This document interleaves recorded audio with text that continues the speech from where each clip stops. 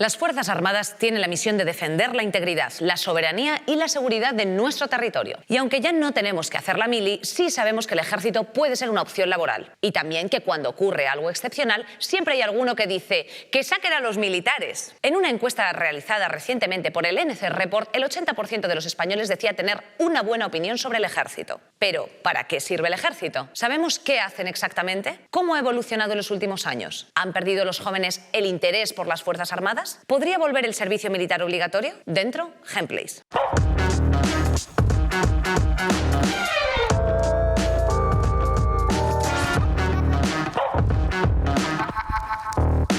Y ¡yépale! ¿Cómo estamos, compañeros Placers? Ahí todos cuadrados bien en vuestros sofases, en vuestro, pues yo que sé, autobús de confianza, donde sea que estés escuchándonos o viéndonos, pues bienvenido una tarde más.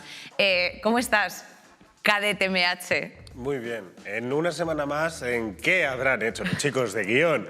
A Darío me han dicho que si estuviese en el ejército yo podría pelar muy bien patatas. Por tanto, llamarme... Cadete Tortilla. Gracias, compañeros de guión. No, pero eso me hacía... Por una semana más. No, me hacía mucha gracia. Vamos a ver, me voy a dejar de reír porque el tema que traemos hoy es muy serio. Estamos ya pues, con unos días pasados del 12 de octubre. Al final, España es un país que echa mucha pasta en defensa. A lo mejor no tanta como otros países, pero echamos bastante dinero. Y a muchos nos queda siempre la duda de para qué sirve el ejército. Así que hoy nos hemos armado de valor, como ellos, para bueno, pues aclarar todas estas dudas. Vamos allá con el vídeo. ¡En la mano! ¡Un fusil! ¡Un fusil! Las Fuerzas Armadas son las encargadas de garantizar la soberanía e independencia de nuestro país, defender su integridad territorial y el ordenamiento constitucional. En 2001 desapareció el servicio militar obligatorio en España. Señoras y señores, se acaba la mili. Pero en los últimos años, otros países como Francia o Suecia han vuelto a la mili. ¿Hace falta tener ejército? Solo el 16% de los españoles estaría dispuesto a defender su país contra una invasión, frente al casi 40% convencido de que no lo haría. ¿Sabemos realmente a lo que se dedican? El estar disponible 24 horas los 365 días del año. ¿Sigue siendo una opción atractiva para los jóvenes? Es también un tipo de vida, ¿no? Un tipo de vida que no necesariamente tiene que ver con antiguos o viejos valores asociados a las Fuerzas Armadas, sino con experiencias, ¿no? La experiencia de viajar, la experiencia de tener aventuras, etc. ¿Se meten por patriotismo o por estabilidad laboral? A amigos que están acabando bachiller y todo esto, que me dicen, no, yo me voy a hacer una carrera porque tengo mucho más futuro. Digo, no, levantas una piedra y te salen 3 psicólogos y 4 abogados. ¿Volverá la mili? Hoy en día la juventud está demasiado perdida, creo yo. Bueno, perdida. Disfruta, digamos, demasiado de la fiesta y toma sustancias que no debería, así que imagino que eso lo llevaría un poco en la línea recta, creo yo. Que es una manera de hacer perder el tiempo a los jóvenes. Y no sirve absolutamente para nada, es mucho mejor un ejército más pequeño y profesional. Yo no aprendí nada en la mili. Esto es vida. Tienen un sitio donde dormir, te dan de comer, te enseñan y encima te diviertes. Que son 1.500 pelas al mes, ¿qué se le va a hacer?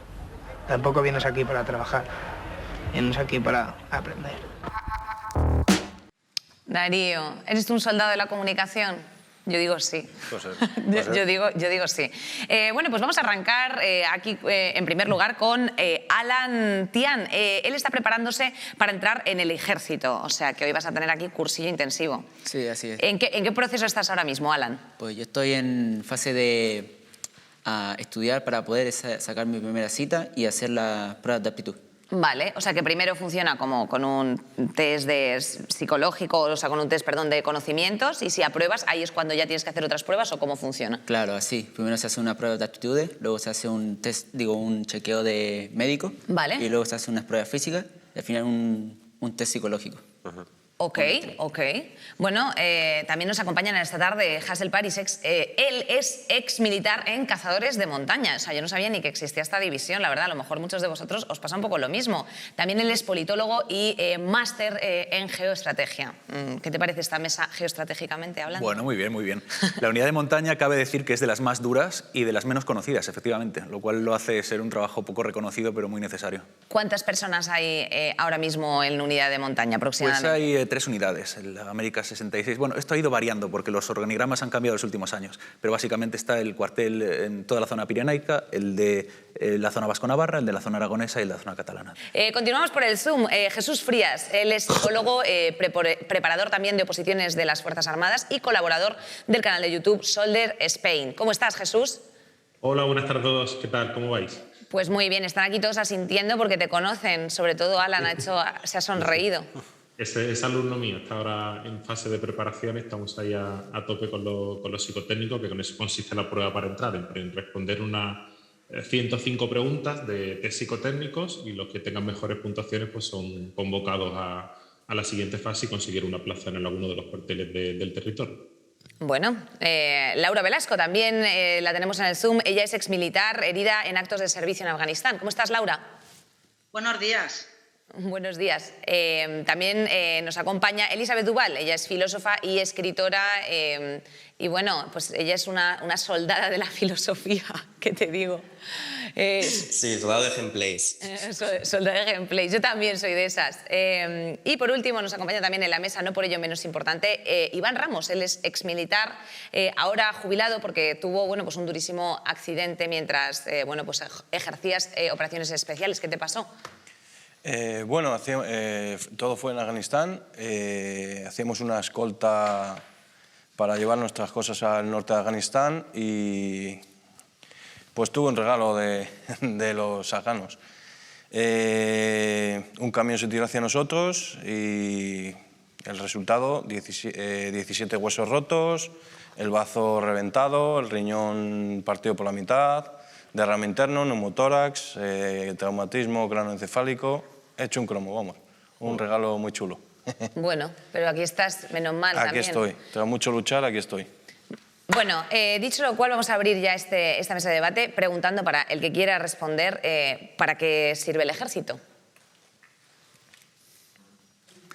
Sobre el papel, las misiones principales de las Fuerzas Armadas son, como se ha escuchado en el vídeo, la defensa de la soberanía de España, de su integridad territorial y de su ordenamiento constitucional. Si bien también tiene unas misiones más asequibles, más sencillas de comprender y de aterrizar, que son, por ejemplo, la cooperación con misiones de paz con las diferentes unidades internacionales, organismos internacionales, la Unión Europea, la OTAN, las Naciones Unidas, y la más interesante y reconocible para el público, que es la cooperación con situaciones de crisis, de catástrofes que hemos visto en toda esta época y pasados años, desde las operaciones con el coronavirus, la operación Balmes, vacunaciones, limpieza. Hemos visto hace poco también la cooperación con el volcán de Las Palmas, con la erupción de Las Palmas. Hemos visto hace un año trabajos de limpieza de nieve en la gran nevada que hubo el año pasado, ¿no? Y luego también otra muy interesante, que es el apoyo a los españoles en el extranjero en lugares en peligro. Por ejemplo, el caso de Afganistán, de la evacuación de Afganistán que hemos visto. Liz, mira, según una encuesta reciente, el 80% de los españoles tiene una buena opinión sobre los militares, pero el 13%, sin embargo, tiene una imagen mala o muy mala de ellos, siendo los jóvenes los más críticos con el ejército. ¿A qué crees tú que se debe pues, esta opinión de diferencia generacional? No sé no sé de dónde provienen los datos en concreto de esta encuesta para hablar de que un 80% tenga una opinión buena o muy buena precisamente del ejército, pero creo que lo que más se valora precisamente es ese tipo de misiones de las que hablaba hace un momento Hassel, que se tratan más bien de cosas en las que en tiempos recientes vemos al ejército en las calles haciendo labores muy simpáticas y que se alejan de la imagen tradicional del ejército, simplemente algo que está presente en los momentos de guerra, o el ejército es algo que está asociado a la violencia. Y sin embargo, en los medios recientemente se ha hablado, o hemos visto casos en los que se hablaba, no solamente en el ejército, sino también en la policía y en el resto de cuerpos y fuerzas de seguridad del Estado, de una cierta presencia de grupos de ultraderecha o de cierto discurso vinculado con la ultraderecha en esos cuerpos. Es decir, que también hay una concepción según la cual estos cuerpos serían instituciones que están muy derechizadas, o en las cuales quienes están ahí están más ubicados a la derecha o la extrema derecha que el conjunto de la población. Y sobre todo que hay cierto tipo de impunidad y de tolerancia institucional tanto con excesos de violencia, y en esto no está solamente España, sino está en otros países del entorno, como es el caso de Francia y manifestaciones recientes que ha habido en el caso de la policía, y que por ese tipo de tolerancia puede haber una imagen que sea bastante más negativa. Es decir, no podemos obviar en los tiempos recientes, no solamente en el caso de el ejército con actuaciones que parte del público puede considerar que no están legitimadas, como sea en Afganistán en su momento, ahora retirado, pero en el caso de la policía, los excesos de violencia con algún tipo de maniobra que se ha querido incluso prohibir después de lo que sucedió en Estados Unidos y que después en Francia se intentó igualmente prohibir la maniobra de la rodilla en el cuello como un exceso de violencia. O el caso de los manifestantes, después de muchas movilizaciones sociales y políticas que hemos tenido recientemente, donde se ha percibido también un exceso de violencia, o incluso la memoria del 1 de octubre en Cataluña y las imágenes que ese 1 de octubre produce. Y eso puede contribuir a que haya una imagen peor del ejército porque se considera que más allá de lo que es su función de protección, tiene otra función que no es tanto de proteger a los ciudadanos, sino en parte instaurando algún tipo de miedo o ejerciendo esa violencia que no se considere que sea legítima. París, por tirar un poco por donde iba diciendo Liz, este sentimiento patriótico, este sentimiento de pertenencia a las Fuerzas Armadas, ¿está desde dentro, se ve que puede estar asociado a la derecha o es algo un poco anacrónico? Yo considero que no. En el tiempo, la gente de mi pelotón, por ejemplo, confesaré que votaban todos a Podemos. Las Fuerzas Armadas actuales, modernas, españolas, que poco tienen que ver con las que haya podido haber en otras épocas, el ejército se ha ido profesionalizando, ha habido una fluctuación de tropa, de mandos, tiene, digamos, las potencialidades de que haya radicalismos de cualquier tipo, muy cercanas a las del resto de la sociedad. El ejército es, de alguna forma, una muestra más o menos representativa de lo que uno se puede encontrar en cualquier otro espectro de la sociedad, donde también hay radicalismos de cualquier tipo, extremas derechas, extremas izquierdas, islamismo, lo que sea. Entonces, el ejército recoge eso, pero de alguna forma hay que decir que el hecho de que hay una prensa progresista o izquierdista que siempre considera que lo relacionado con lo nacional o lo patriótico tiene un pecado de origen por el franquismo, ¿no? Como si no hubiera habido ejército o mili muchísimo antes del franquismo o en cualquier otra nación democrática a día de hoy. Y entonces muchas veces se insiste o se quiere hacer generalizar a partir de una anécdota que le ocurre en X cuartel o a X personaje, se pretende generalizar para intentar mantener vivo ese relato que muchas veces interesa al conflicto izquierda-derecha de que sea una institución de extrema derecha o con franquismo. Yo nunca he visto tal cosa, o lo he visto a la misma escala que se puede ver en un cajero de Mercadona o en cualquier otro. Y Jesús, en este sentido, ¿cómo ha evolucionado el perfil de los aspirantes del ejército? Sí, bueno, yo en relación con lo que está hablando el compañero, sí que noto que tiene razón. El perfil de los aspirantes actualmente es un reflejo de lo que podemos encontrar en la sociedad hoy en día. Se aleja mucho de época anterior y hay gente pues mucho más de izquierda, gente más de derecha, gente central, gente que hay una variedad enorme, gente que sí que está buscando una vocación, pero en parte también una estabilidad laboral, pero es un reflejo de lo que están viviendo los jóvenes hoy en día, de su grupo de jóvenes, que hay una variedad bastante grande y no es un perfil concreto que es un patriotismo y quiera luchar por su bandera y tiene un sentimiento, sino que hay una variedad muy grande y lo fundamental es que entre ellos se respetan mucho y es verdad que el ejército ha cambiado, se ha profesionalizado y hoy en día es reflejo de lo que puede vivir en cualquier ciudad o cualquier barrio del territorio. ¿Dirías, Iván, entonces que el ejército te garantiza un curro fijo de por vida? Digamos que en parte sí, porque a los 45 años, si no has ascendido, si no has hecho unos exámenes, directamente te dejan en la calle. O sea, de por vida, así como así decirlo, para toda la vida, no. O sea, que a partir de los 45 lo que queda es ser un rango superior y tener cierta dirigencia. O sea, dirigir. Sí, si no apruebas unos exámenes y tal, pues para todas las plazas que hay, sí. No hay para toda la gente. O sea, deberían hacerlo, por ejemplo, una vez entras al ejército, que pasen 5 o 10 años, pues hacerte fijo, como prácticamente en todos los trabajos. Pero en el ejército te dejan, a los 45 ya no eres nadie, no eres válido. Aunque lleves 200 misiones, aunque hayas hecho 1000 millones de cosas, sepas mucho, pero cuando llegas a esa edad, ya no sabes hacer nada, no eres nadie. Laura, ¿y es un trabajo bien pagado, bien remunerado? Buenos días. Bueno, primero, si me permites, quería saludar a Iván Ramos, por favor. Hola. No, ni está bien pagado, ni nos valora nuestro trabajo, ni para nada. No es tan bonito como lo pintan. ¿Por qué? Cuéntanos tu caso. A ver, yo mi caso, yo tuve un accidente en Afganistán, ¿vale? La cual me hacían pinchar con una varilla de hierro la carga de un camión por si tuviera artefactos, que tampoco tiene mucha lógica. Me caí de 3 metros, me dijeron que 6 días o me operaban o perdía la pierna. Pasaron 8 días para evacuarme a España porque no habían aviones.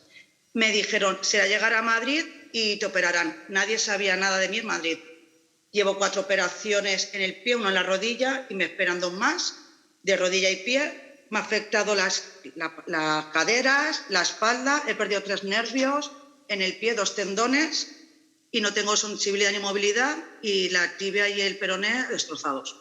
¿Y eso lo achacas y pasé tribunal médico, pasé un tribunal médico militar, la cual el primer tribunal me da el 24% como a todos y Iván me va a dar la razón.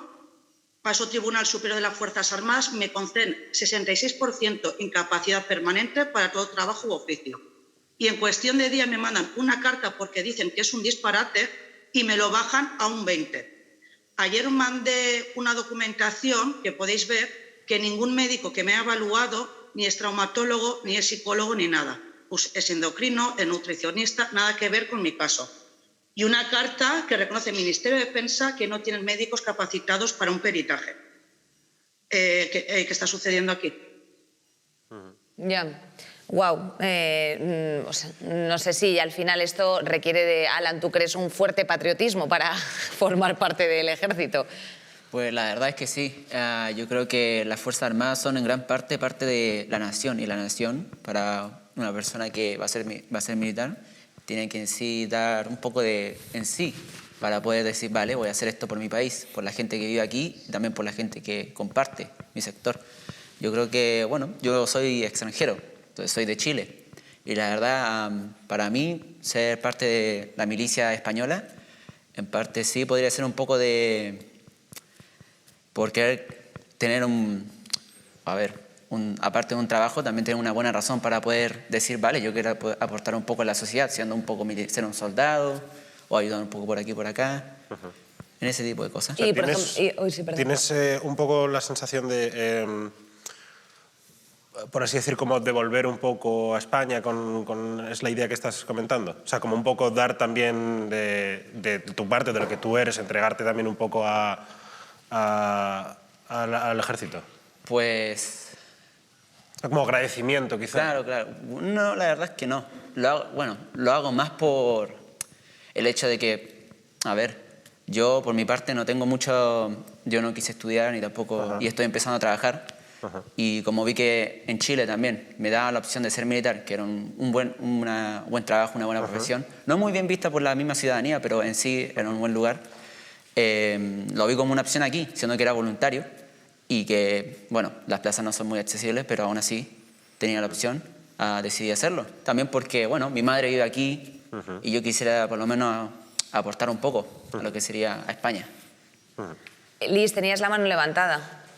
Sí, yo quería responder muy brevemente a una cosa que se habló antes. Decir que no creo que se trate solamente de una reducción a que la izquierda tenga un problema con la nación o con la patria o con lo patriótico. Yo no tengo ningún problema en reivindicarme de izquierdas y patriota, es decir, que soy de izquierdas y española, y sin embargo soy consciente de que no son las principales bases militares estrictamente una representación de lo que se puede encontrar en cualquier lado, porque si miramos, por ejemplo, los datos de 2019, y esto no lo da un periódico sospechoso de ultraizquierdista o antipatriótico, sino el Confidencial, esos datos nos dicen que en estas bases militares el voto a Vox, que de media era primera fuerza, cuando las elecciones generales había sido la tercera, superaba en 7 puntos la media española, quedando en un 22,1% frente al 15,1% en el que estaba el resto de España. llegando en ciertas bases militares aproximadamente a un 40% en ocasiones, en Madrid, concretamente en Chamberí. Eso significa, aparte de que no son mentira todas las noticias que hablan de la existencia de células neonazis dentro del ejército y la existencia de una cierta connivencia con parte de ese discurso. No de todo, porque desde luego que hay gente de Podemos y desde luego que hay gente del PSOE. Y a mí me encantaría que hubiera más gente de Podemos o del PSOE dentro del ejército, pero sí que hay una parte de connivencia y sí que hay una parte de hacer el juego a ese discurso. Y eso es innegable.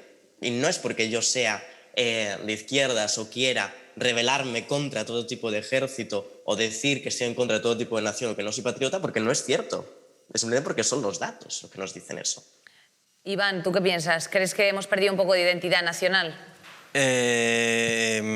Vamos a ver. Cuando entras, por ejemplo, al ejército, no tienes esa sensación de yo lo hago por España. Por España, yo soy facha y voy a... No, vamos a ver. Siempre lo achacan al fascismo. Yo no soy ni facha, ni anarquista, ni nada. Soy apolítico totalmente.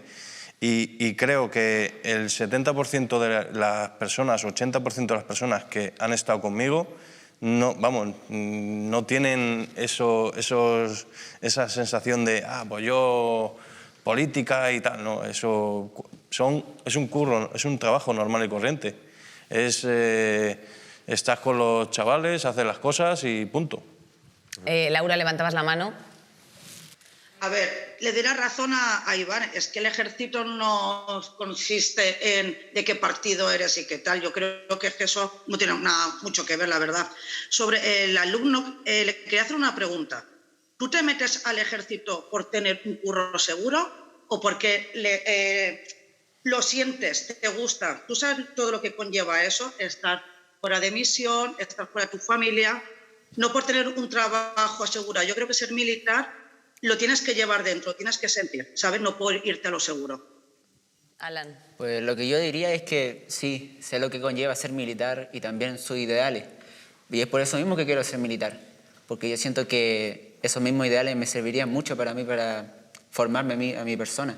Y en sí también porque, bueno, me gusta la idea de ser militar también.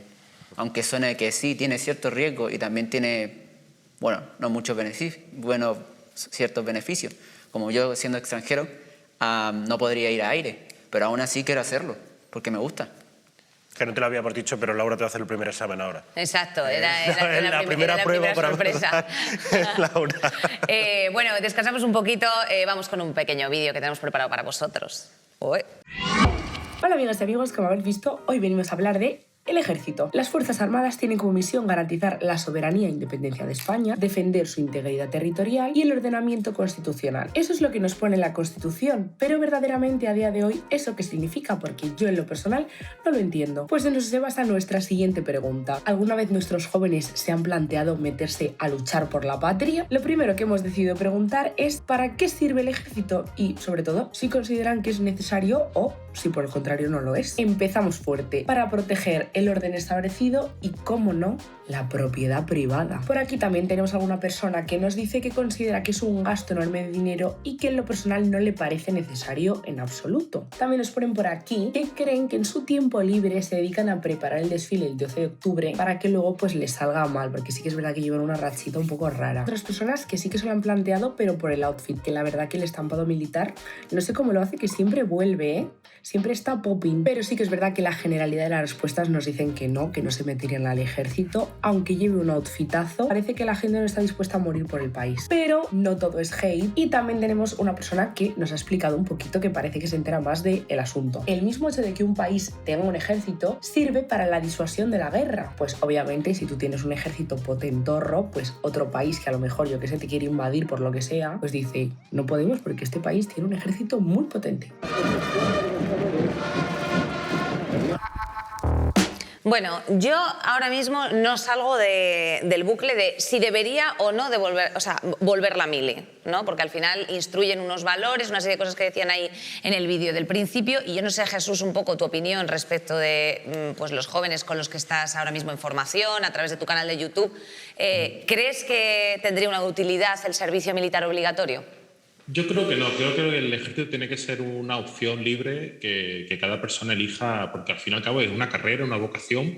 Y sí que es verdad que los jóvenes que yo, con los años preparando a multitud de jóvenes, sí que en parte están buscando una estabilidad laboral, que eso sería otra puerta que tenemos que abrir, porque no le ofrece a la sociedad un puesto estable que puedan desarrollarse. El ejército sí se los da.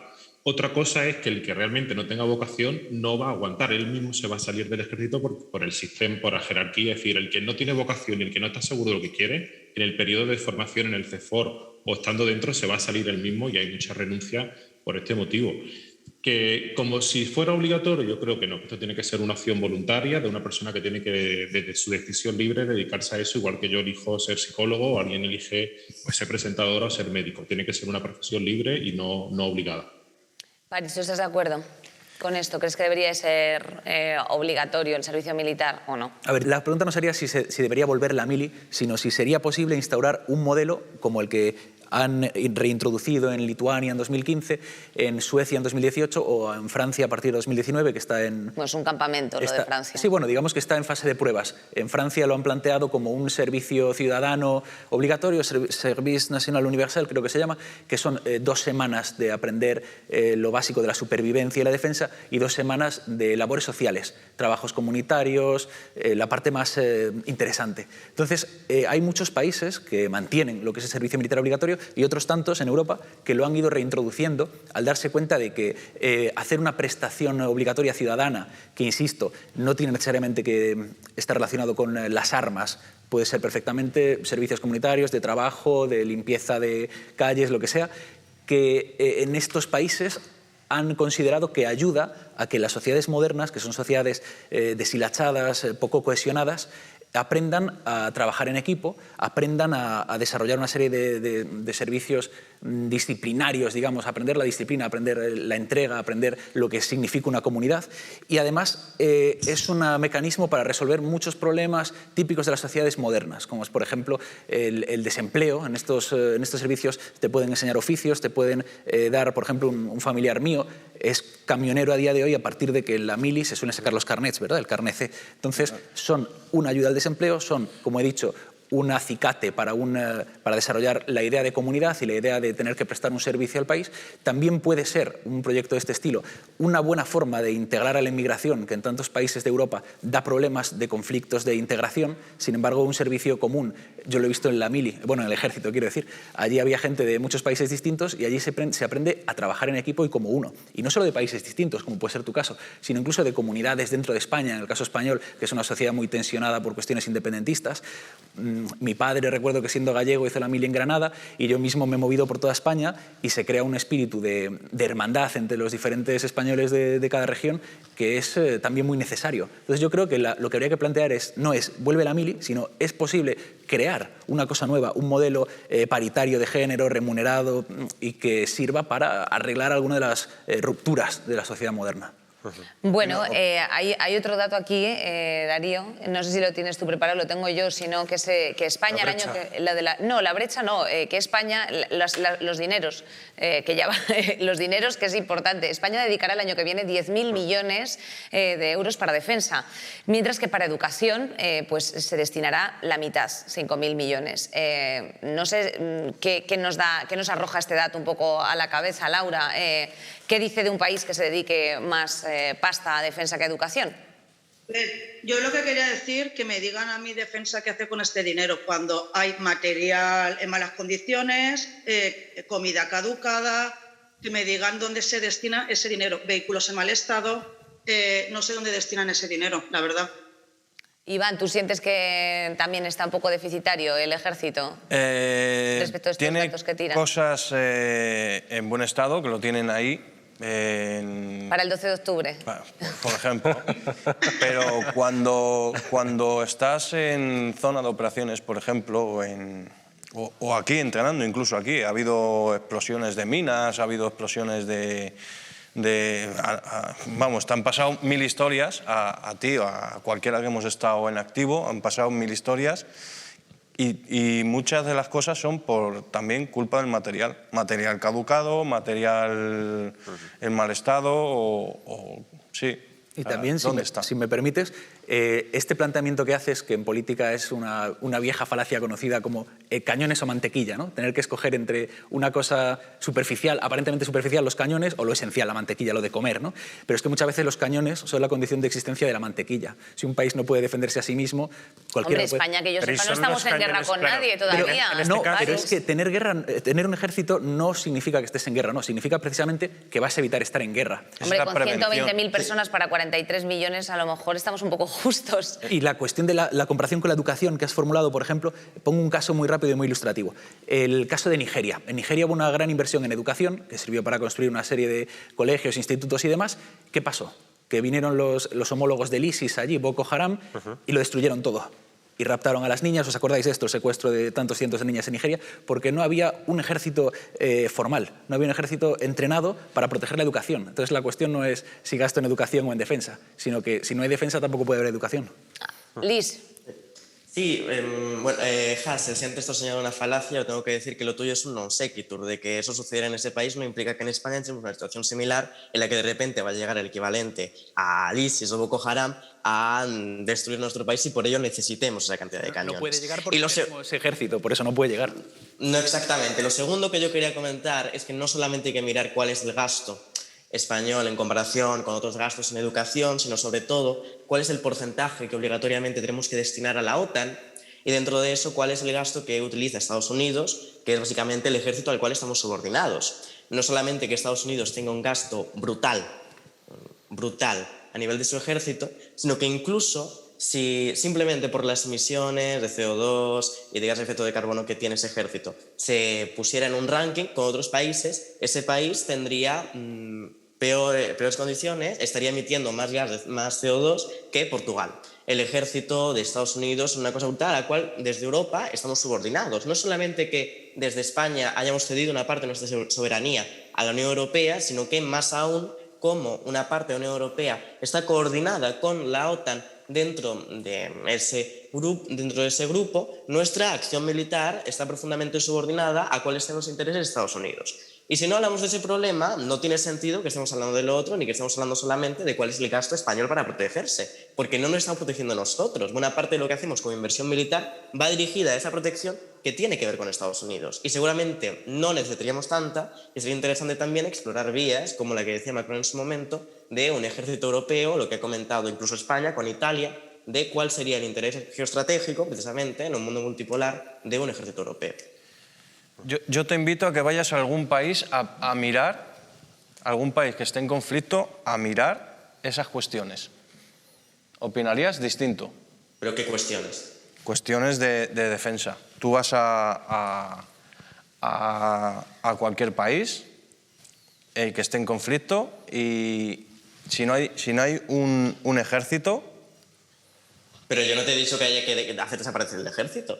Yo he dicho que en lugar de estar subordinados a la OTAN, quizá habría que plantearse hacer un ejército europeo. Pero sin dinero no hay...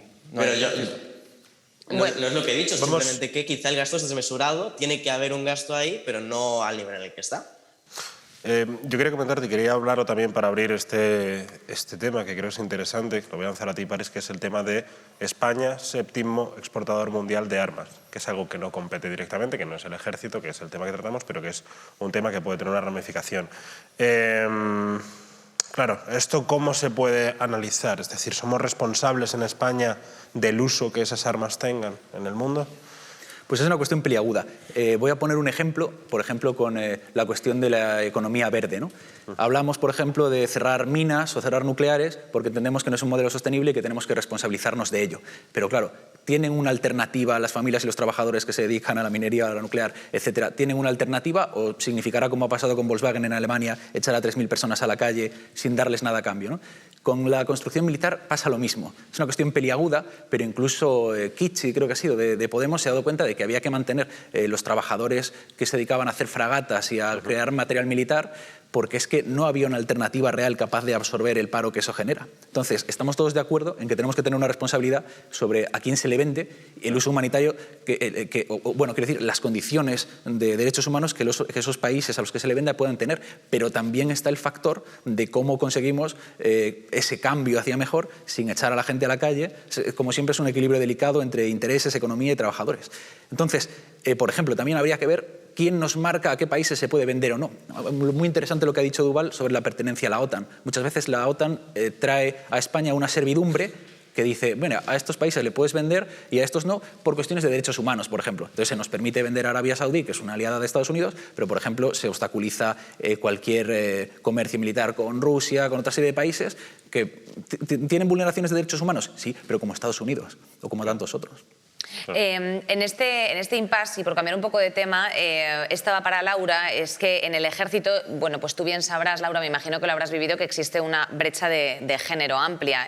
Solamente el 12,8% son mujeres. La mayoría de ellas, además, ocupan pues, cargos precisamente pues, más bajos y solamente 2 han conseguido a lo mejor pues, romper el techo de cristal. ¿Por qué estas cifras de presencia militar femenina tan bajas no parecen cambiar con los años? A ver, es que a lo mejor me vais a juzgar lo que voy a decir. Yo creo que quien asciende es porque quiere, porque se lo ha currado o porque así lo decide. A lo mejor una mujer no decide ascender más o le ponen trabas. Es que yo no te puedo contestar, pero yo creo que no te ponen trabas si tú quieres ascender. ¿Me entiendes? A lo mejor ha ascendido menos mujeres porque hay menos mujeres en el ejército. Jesús, ¿tú tienes esta sensación, por ejemplo, en tu alumnado? ¿Crees que hay menos presencia femenina? ¿Porque se obstaculiza o porque no les interesa? ¿Cuál es la problemática? Porque evidentemente los datos al final muestran una realidad.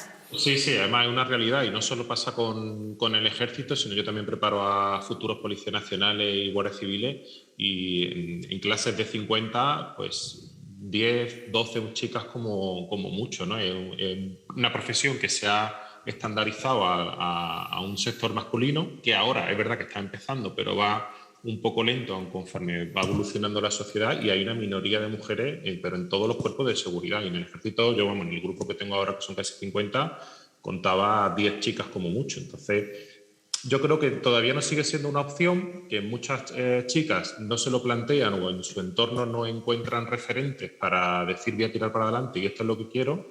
Y sí que faltan más referentes mujeres porque hay una necesidad. Es decir, yo tenía una compañera en una academia que era guardia civil y me contaba que tenía que moverse a 10 kilómetros a la redonda para hacer un cacheo integral porque no había mujeres suficientes para hacer este tipo de trabajo. Es decir, hay una necesidad en todos los cuerpos de seguridad de que entre mujeres tremenda y no se cubre porque no se presentan. Es decir, que no llegan a plantearse como opción y ahí está un poco el problema, ¿no? Que se lo tienen que plantear igual que se lo puede plantear cualquier otra profesión. ¿Es posible, Jesús, que a lo mejor esto ocurre porque es un lugar hostil para las mujeres o cuál puede ser un poco la respuesta?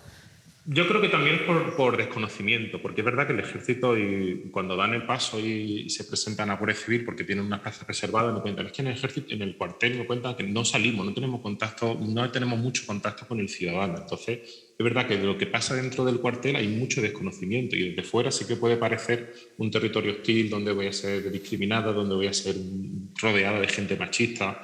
Y a lo mejor eso sí que genera un poco de miedo, pero yo creo que es más desconocimiento que luego la realidad, porque luego las alumnas que se han conseguido entrar y me cuentan su experiencia, me hablan de que están perfectamente integradas, de que se llevan bien, que no tienen ningún problema con los compañeros y ni con los superiores, salvo casos puntuales, la mayoría recibe una buena experiencia y un trato normal con cualquier otro trabajo.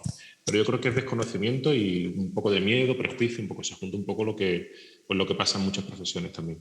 Bueno, chicos, compañeros del Zoom, Jesús, Liz, Laura, os mando un besito muy grande, me despido de vosotros, gracias por haber estado este ratito aquí con nosotros esta tarde.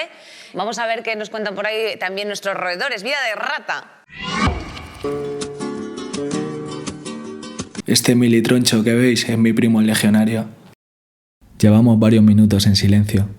Nos han sentado en la misma mesa en la boda y ni sé de qué hablar, ni puedo dejar de pensar que tiene la misma nariz que Darío MH. No sé cómo la gente puede hablar tan bien del juego del calamar sin haber visto antes Los Soprano o The Wire. Pero vamos. Tú sabes cuando vas andando con prisa por la acera y 4 personas en línea no te permiten adelantarles. Sí. O cuando llevas buscando aparcamiento 25 minutos, encuentras un hueco perfecto y hay una señora de pie guardándoselo a alguien. Dios. ¿Y qué mierda es esa de que se vienen cositas, primo? Casi nunca se vienen cositas. Pero vamos, igual a ti no te pasa, primo, pero ¿sabes cuando crees que te quedan 500 pavetes en la cuenta? Entras y estás en negativo. Pero vamos, ¿tú solo fumas pitis?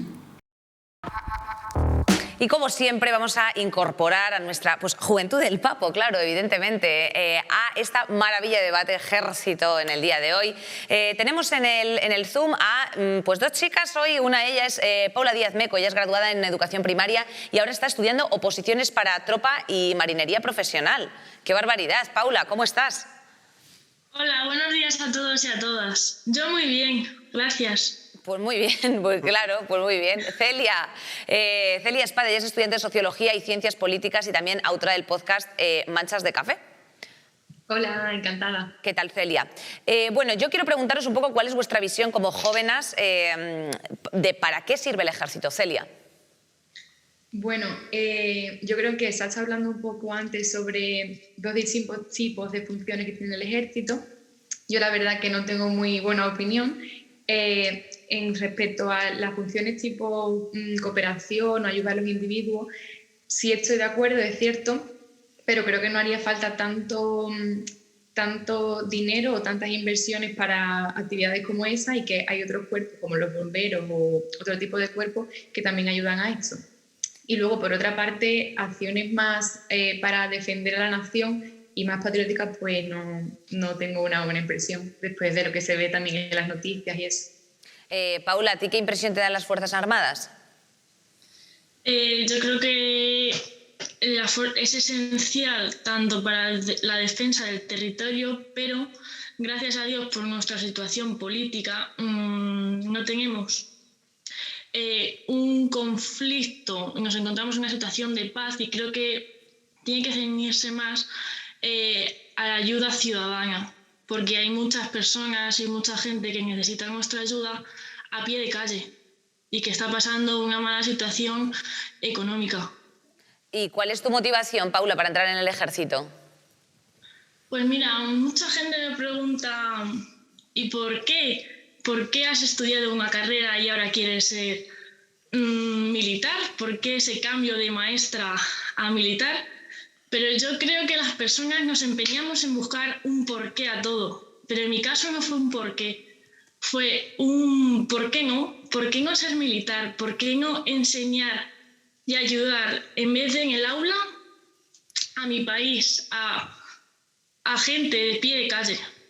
Entonces terminé la carrera porque esto me ocurrió en el segundo año. No, dije, bueno, el saber no ocupa lugar. Esto me va a ayudar a mi día a día.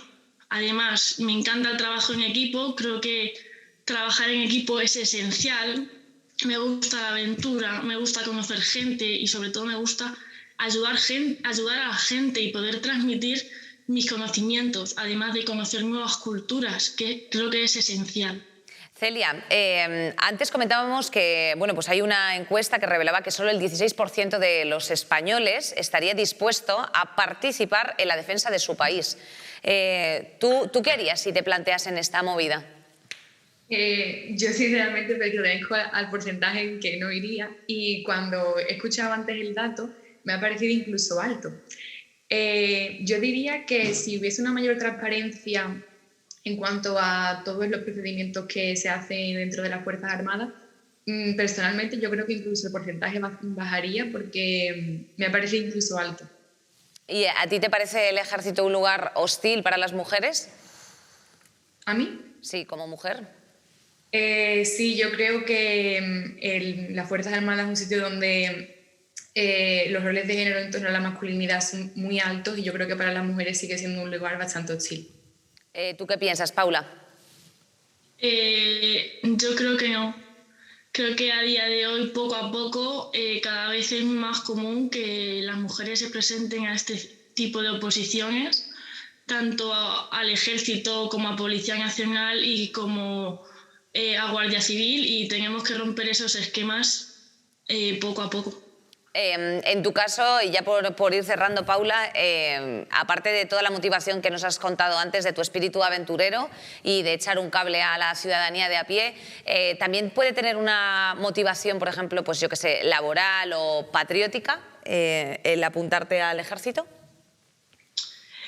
A ver, laboral, sí que es verdad que en relación a preparación de unas oposiciones de maestra, de unas oposiciones al ejército, sí creo que tiene más futuro las del ejército. Pero claro, es como todo tiene sus ventajas y sus desventajas. Hasta que no lo pruebas no sabes qué te va a deparar.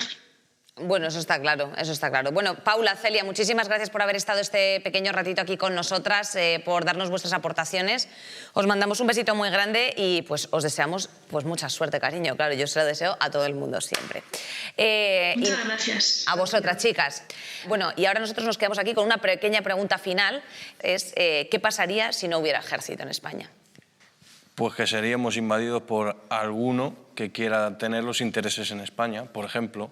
Tema de terrorismo, tema de alguien que tenga interés, algún país que tenga interés en España, eso seguro. Pues yo creo que quedaría indefenso y otros países intentarían tomarlo. No necesariamente algún país que haya sido, bueno, pequeño o grande, o puede ser Inglaterra o Francia, entre otros países cercanos, pero sí quedaría indefenso y, bueno, sería un poco un conflicto bastante bélico. Insistir en el ejemplo que he puesto antes de Boko Haram y Nigeria. La condición de que en una sociedad haya una buena educación, una seguridad, una paz ciudadana es que haya unas fuerzas armadas profesionales. Hemos visto el caso en España del papel de las fuerzas y cuerpos de seguridad del Estado a la hora de desarticular a la banda ETA y conseguir unas condiciones para que los trabajadores vivan en paz en la zona, o también las fuerzas y cuerpos de seguridad con la desarticulación de un montón de células yihadistas en los últimos años. Entonces, cada vez más el ejército es un pilar de las sociedades prósperas y pacíficas. Y otra falacia más, en mi opinión, de la compañera Duval, que no quería dejar pasar, cuando ha intentado demostrar que las Fuerzas Armadas tendrían un vínculo con la derecha a partir de unas encuestas que decían que había una mayor correlación entre zonas con presencia militar y el voto a Vox. Recordar que la demoscopia no puede ser una fotografía fija, sino que las opiniones electorales van fluctuando.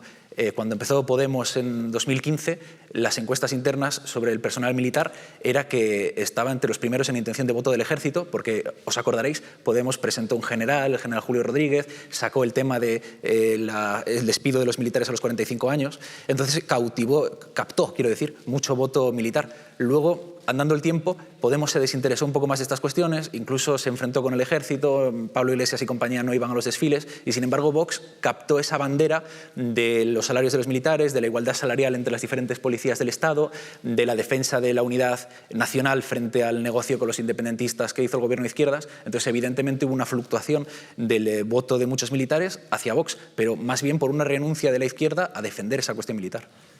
Bueno, para cerrar un poquito el debate, vamos a ir con un deseo, queja, reclamación, sugerencia. Aquí tenéis el espacio, así pues una rondita final de lo que queráis. Alan. Pues a mí me gustaría que la gente, en especial la juventud y también algunas del sector más adulto, que entendiera que, bueno, los militares no es más que una parte del Estado que es apolítico, que en parte sí, lo maneja el partido o la persona que esté a cargo del gobierno, es cierto, pero bueno, en sí son ciudadanos que son militares y que tienen que seguir ciertas cosas. Totalmente de acuerdo. Como acabo de decir, el ejército es una representación de la ciudadanía. Ellos, todos los militares, tienen sus opiniones políticas, sus intereses electorales que van fluctuando, pero ante todo son una fuerza transversal al servicio de la seguridad y los intereses de la nación. Y a medida que las sociedades occidentales continúen siendo conscientes de ello, le daremos un papel central y digno a nuestras Fuerzas Armadas, que tienen mucho que cambiar y mucho que mejorar, por cierto. Iván. Tiene bastantes cosas que mejorar, entre ellas, yo por ejemplo en mi caso que he sido herido, el cuidar a la gente que ha sido herida. A mí directamente me apartaron, pusieron el sello confidencial y si yo no hubiese tenido esa iniciativa de lucha, ardor guerrero que siempre tengo encima, a mí me hubiesen dejado como un guiñapo, hablando mal.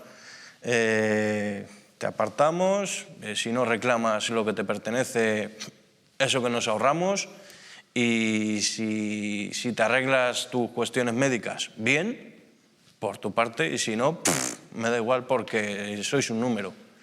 Eso habría que mejorarlo, y también el tema de darle salida a la gente de los 45 años, porque hay gente bastante válida. Hay gente que lleva muchas misiones, sabe mucho, y directamente también los apartan. ¿Por qué los apartan? No los pueden meter a instruir a gente nueva, por ejemplo. O otro tipo de cosas que son bastante válidas. Dar seguridad al acuartelamiento, por ejemplo, que se está pagando a compañías de seguridad privada y esas cosas, pues en vez de echarles a la calle y generar un gasto de 600 y pico euros al Estado, les podéis seguir dando trabajo. O sea, menos ejército como concepto y más soldados como con cariño, por así decir. Cuidarles un poco, básicamente. Darío, soldado, cadete tortilla. Yo para cerrar, yo un poco voy a seguir con mi linde. Yo voy a tirar por ahí. Defender tu parque, genial. Defender tu barrio, estupendo. Tu ciudad, genial. Tu país, perfecto. Tu continente, guay. Yo en esas estoy dentro. Yo quiero dejar claro, como nos ataquen los alienígenas, os dan por culo. O sea, voy a ir con ellos. No solo voy a ir con ellos, voy a decir dónde os escondéis, ¿vale? Y es para que lo tengáis claro, simplemente. Esa es mi tontería final, para que tengáis claro que como vengan los marcianos, chao. O sea, voy a ser la rata más grande del reino, ¿vale? Tratadme bien. Tratadme bien. Yo aviso. Al mundo. Yo aviso. Esto es a un la mensaje humanidad. al universo. Yo aviso. Bueno, pues muchísimas gracias a todos por haber participado en el debate, haber estado esta tarde aquí. Espero que hayáis estado a gusto. Yo, como siempre, mando un mensaje de paz y amor, aunque quede pues como muy Miss Universo, pero eso es lo que verdaderamente quiero. Y como siempre, pues sugeriros que nos sigáis en todas nuestras redes sociales, y que si tenéis alguna duda, cuestión, aparte de dejarlas por aquí en comentarios en YouTube, pues os escribáis a gameplays@rtv.es. Nos vemos el próximo programa. Escuchad el podcast, es verdad. Mientras pelas patatas como yo, puedes escuchar el podcast. Exacto, para eso lo hemos subido a Spotify. Hombre, claro que sí, dándonos streaming. Besito muy grande, chicos.